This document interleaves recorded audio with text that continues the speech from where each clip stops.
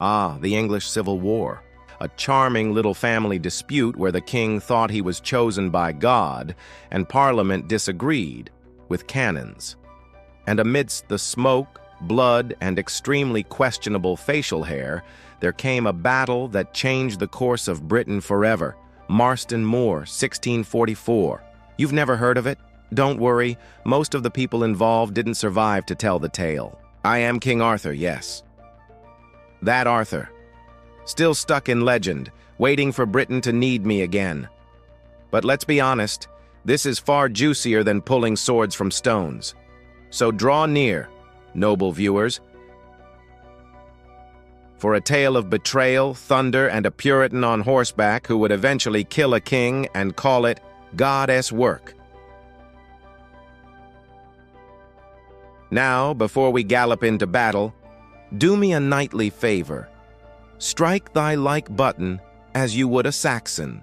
Subscribe to this humble channel so we may continue recounting the awkward glory of British history. And leave a comment below. Would you fight for a divine king? Or a parliament with a really long list of complaints?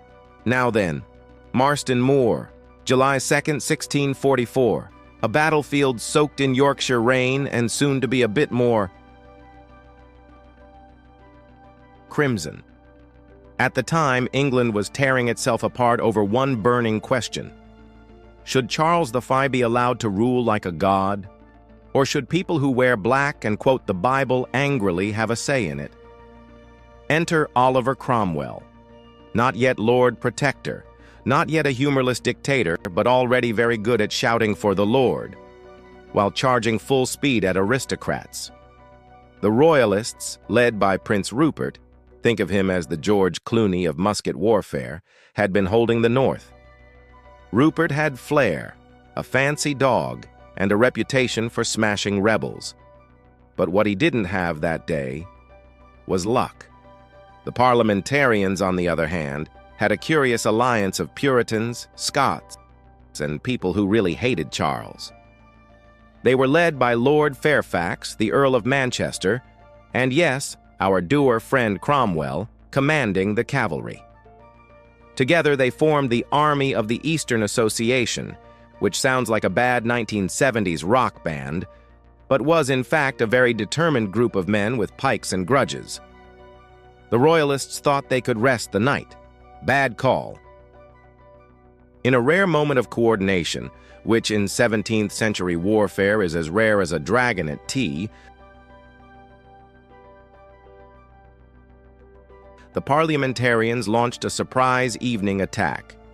Rain poured, muskets misfired, horses panicked, and Cromwell, whose nickname, delightfully, was Old Ironsides, smashed into Rupert's cavalry like divine punishment on four legs. Rupert's men were skilled, but Cromwell's cavalry was disciplined and absolutely frothing with religious fury. The Scots on the left flank held their ground, despite being hammered. The center wobbled, always does, but Cromwell's right flank routed the Royalist horse. Then, like a true Puritan buzzkill, he wheeled around and attacked the Royalists from behind. Surprise, repentance is not accepted on the battlefield.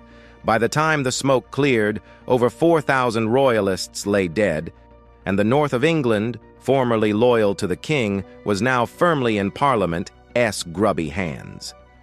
Prince Rupert barely escaped with his life and his poodle. Yes, he brought a poodle to battle.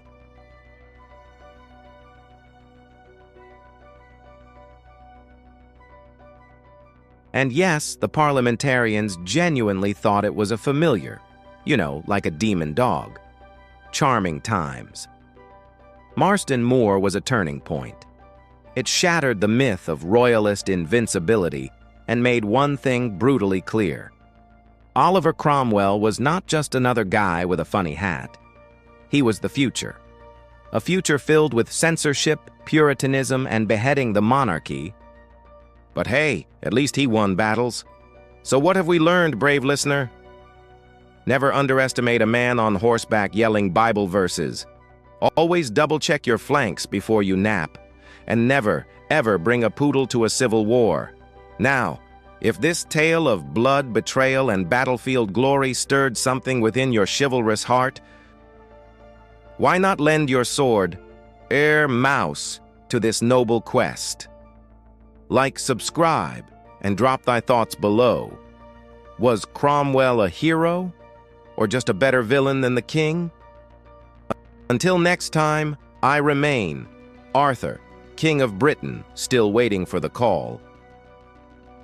Historian of the strange, and your very sarcastic guide to the battles that built the world.